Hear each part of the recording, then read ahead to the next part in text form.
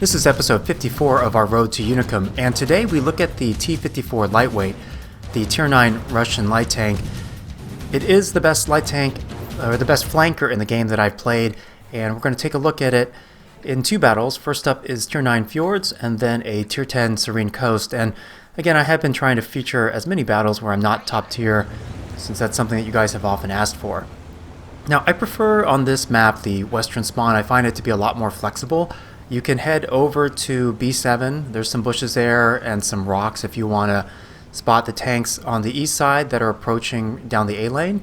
And on the western spawn, you also have the option of heading over to the E4 shelf overlooking the lake if you want to get shots on the heavies from the east spawn as they're crossing down the 6 and 5 lanes. And then last but not least, you can also go to a bush and rock combination over by C5 where you can spot tanks that are basically where I am right now.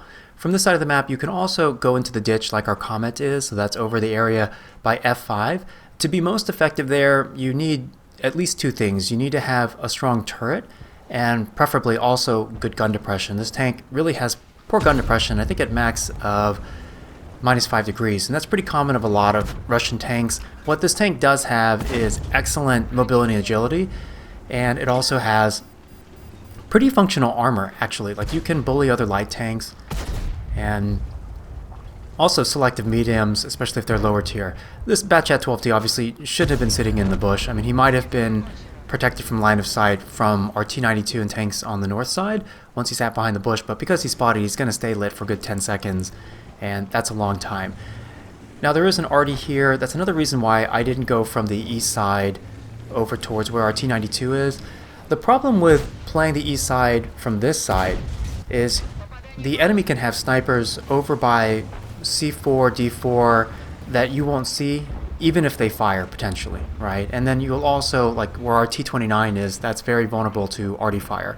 Now, there is a climb, or at least there used to be a climb that you can go up to on B9, but you've noticed in all the episodes that I've ever posted, I don't ever talk about doing boosts or climbs for a couple of reasons. One, I think they're terribly cheesy, and two, I suspect a lot of the climbing positions will continue to be removed from the game, so it's better not to get used to leveraging them. And like I said, I find it to be super cheesy too. And granted, you know, if it's in the map, you know, and it's not considered an exploit, you can technically use it. You know, I like to do things that I think are just a little bit more, I don't know, clean, just not cheesy. Okay, so I'm pushing down now. You know, obviously they killed our Comet that was in the ditch, and I need to be careful that T-30. He's got a really big gun, but he was aiming at the J-Panther. Part of the reason why I flexed down to this area here was because I knew that they might push out of the lake like the T-71 and T-30 are. Now, I'm keeping this T-30 chain tracked, and you'll notice that my aiming reticle keeps kind of bouncing up high, and that's because this tank has such poor gun depression. So even if you run over like a small rock or bump, it can really mess with your aiming. Now, that third shot I was able to put into the T-30 because he was looking to my left over toward where the Tiger P is, and the T-30 is a tank, and I reviewed that in a prior episode. It has very, very slow hull traverse and turret traverse. Now, what the T-30 should have done is come up toward these rocks like he is now, and then peek out from there if he wants to shoot at me. The worst thing that he could have done was to take a snapshot from where he was, because he's sitting in the open, because the second he snapshots, even if he hit me, we all know he's got a long reload, and we're going to go punish him during his reload.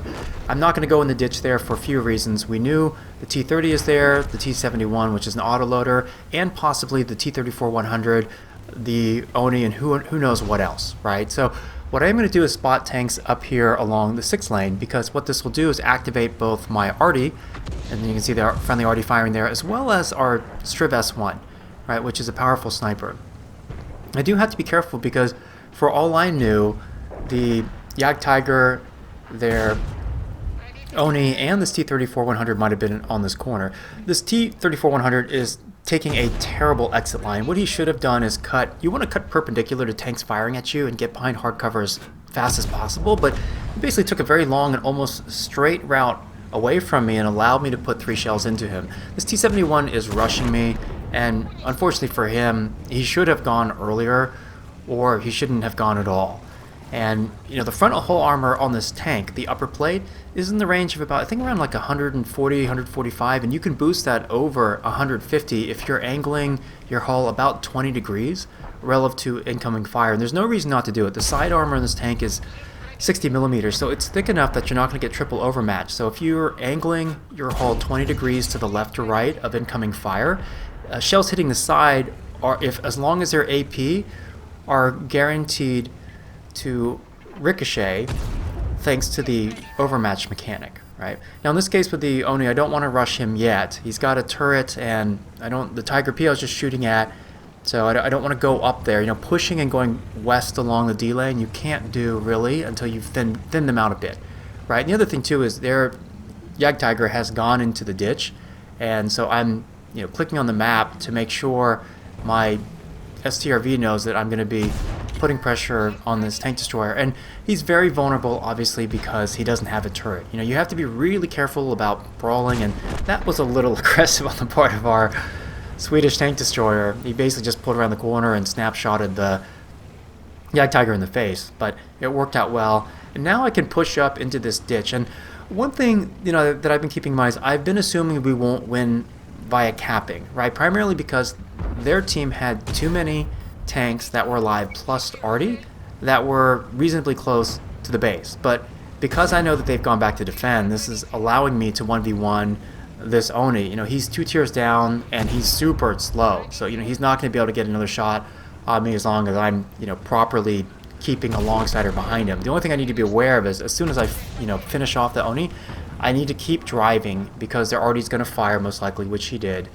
And now I'm going to be able to come up behind and get some cleanup damage either on the Tiger P or this M4A1 Revelarice, depending on which one the VK fires at. But this is like one of many battles where the capping in itself didn't determine the outcome of the battle. Certainly put cap pressure and it drew some of them back. In many cases, that's actually bad for your team because your tanks that are trying to cap are often isolated or in a very exposed place. What was great, in terms of having good speed and armor is I was able to get up and jam that M4A1, and I've got a decent turret. So he actually bounced a heat round off. It looks like off the side of my turret. But that's part of what's great about this tank. It is so mobile and fluid, and the best flanker that I've played up to this point in the game. Okay, so we're going to hop into a second battle, which is the Tier 10 Serene Coast. One thing you may have noticed, most of the videos that I post, I'm actually using a real-time recording with NVIDIA Share of the battle. The prior battle was a replay that I recorded, and part of the reason why I do this is a couple-fold. One thing I've noticed, like this is a real-time recording, and you can see that the reload timer in terms of the seconds actually shows up here. I don't know why when I do the replay I lose that, but there's a little bit of information which is missing. And also I want to be able to demonstrate that like a battle like this is the real-time footage. I'm not using cheating mods or doing anything fishy. This is the actual NVIDIA Share real-time recording. Now I am being redundant when I came over here with our WZ, and I was spotted before I even made it to the bush. So as you cross from right to left to get behind that bush, you can be spotted by their light tanks if they're counter spotting across the water, like right where that G player is, the RU-251.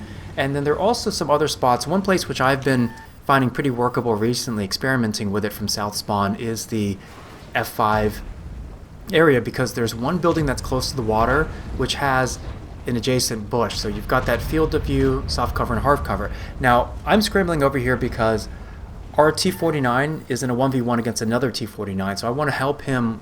Let's force this into a 2 versus 1. And I need to make sure to land that shot. And then check this out. I know their T-49 is tunneling on ours, so I hit him, I ram him, and that wasn't just to deal damage and to track him, it was to help throw off his shot. So I may have just saved our T-49 from a potential penetration, which, he got hit by the splash damage, but he's still alive.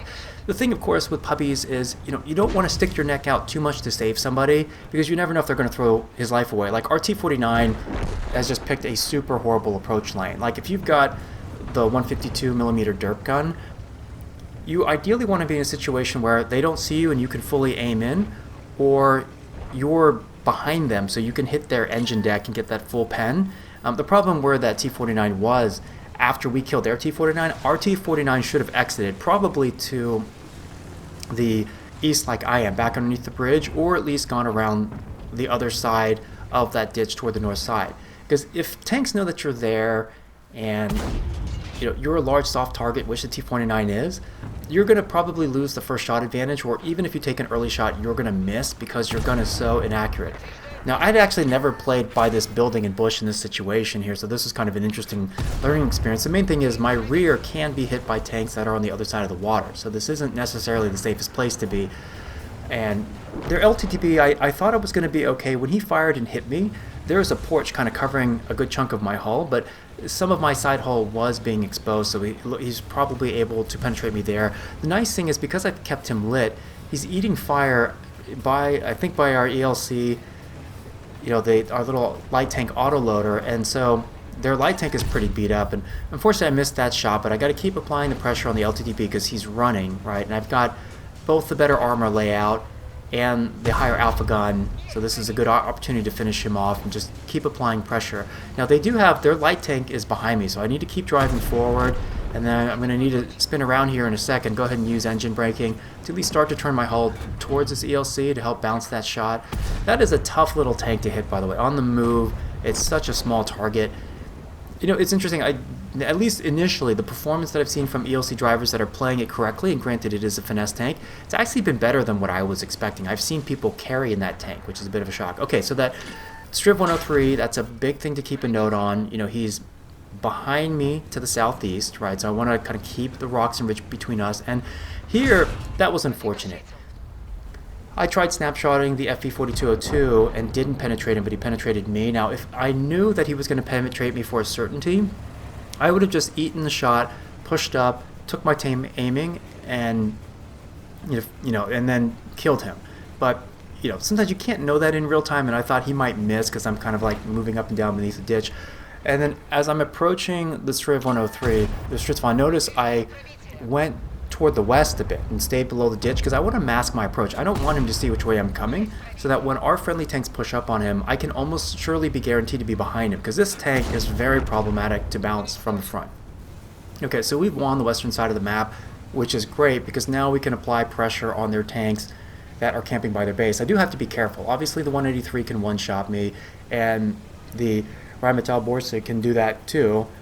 Regardless of, I think even with the smaller caliber gun, it does enough alpha that on a low roll he could still kill me. Now the great thing is the ELC and I are working together, and plus I've been watching this ELC. He's been playing it smart. He and I are perpendicular to each other, and so that tank destroyer can only aim at one of us at a time. So I'm even in third person view, I'm watching his gun the whole time, and neither the ELC nor I take any damage, which is a great way to coordinate in real time between the two of us. Now, they do have two tank destroyers that are near their base. We don't know exactly where their 183 is, and I don't want to engage him because he has a turret, and obviously he can one-shot me. However, the Tortoise is a much more vulnerable tank because it's turretless and it's also fairly slow. My guess is that he's going to be facing to my left or to the north because we've got a 40T coming, and our 183, their 183 has pushed around, is now heading clockwise around the rocks on the K lane, which means I should be able to get up on this Tortoise without any interference. Now, that first shot I tried to put in as a tracking shot, and I was surprised it didn't penetrate. And I went back and looked at the model on tanks.gg, and it turns out that at that kind of diagonal angle, shooting at the rear drive wheel, the penetration value you need to penetrate and deal damage is around 175 to 215. So it's actually not a particular weak spot. I mean, I do have enough penetration that if I kept firing, there's a better than 50% chance probably that it would penetrate, but in this case I knew as long as I get alongside him and just deal damage, that's the important thing. Now this is the brutal part. This is like, that whole thing, the bear in the woods chasing you and your friends. You want to get the heck out of the way. And so I got behind a rock, so hopefully the 183 would choose someone else, and he shot the ELC, which is unfortunate for us because I think he was the better player between it. Somebody was firing high explosive rounds, and I think it was the 40T, but the 183, because he's got a long reload, I can just sit here and follow along behind him and continue to farm him for damage. I mean, eventually he will be reloaded, but he's trying hard to catch up to the 40T. He probably, he shouldn't have kept driving forward. In my opinion, he should have just put his butt up against the wall and then, force us to try to come alongside like this instead of giving me rear shots over and over. What's unfortunate for us is our team, we had a 5-tank lead, which we managed to sort of throw. And obviously I can't see what's happening in the other areas of the map, but it looks like their IS-7 was dealing a lot of damage. He actually had top damage in this match, their lone survivor. And then, usually when I load in, I take time to look at the players that are on the opposing teams, what tanks there are, who's driving what. I should have noticed that the 251 was being driven by a G player, you know, because that's a very strong clan in North America, and they've got a lot of Unicums. But anyway, you know, we end up collapsing and winning the base. Now, the problem right now with the IS-7 is that he's got 700 hit points, so it's going to take me 3 shots to kill him. So I want him to drive a little bit of distance away from me so that he can't just turn around and come right at me, and hopefully I can get a rear shot. Part of the problem too is our Scorpion, depending on where he is, he may or may not have a shot even if I spot the IS-7. And in reality, I waited a little bit too long, and the IS-7 created a little bit too much of a gap. I'm spotted now, so I need to back up. Looks like, you know, that Scorpion took a long range shot and penetrated, and so this changes the dynamic now. Now the IS-7 is one-shotable to me. The thing about rushing an IS-7, you know, I don't want to do it when he's got 700 hit points and he can one-shot me, right? Because, you know, he's agile enough and his side armor is thick enough that I might bounce. But what I did there was stupid. I crossed over late. I should have played the vision game. You either want to go to tank early before they know where you are, or cross late. But our Scorpion, what he did is go back to our base, sit in the bushes, play for the first shot advantage since he's going to outspot that IS-7 and get the kill shot. Now, I was trying to advise the Scorpion. He didn't take my exact advice. There was actually a rock in a bush that he could have been hiding behind, but nonetheless, he closed it out, which was great. He got the last 2 shots on the IS-7 and we won. And this was the highest damaging, you know, game that I've had in this particular tank. And usually, you know, with a tank that only does 250 alpha, you need a long game to be able to deal more than 5k damage. So I'm going to be talking about how to carry in light tanks. That's going to be in the next episode after this one in late game situations. I hope you enjoyed it. Take care.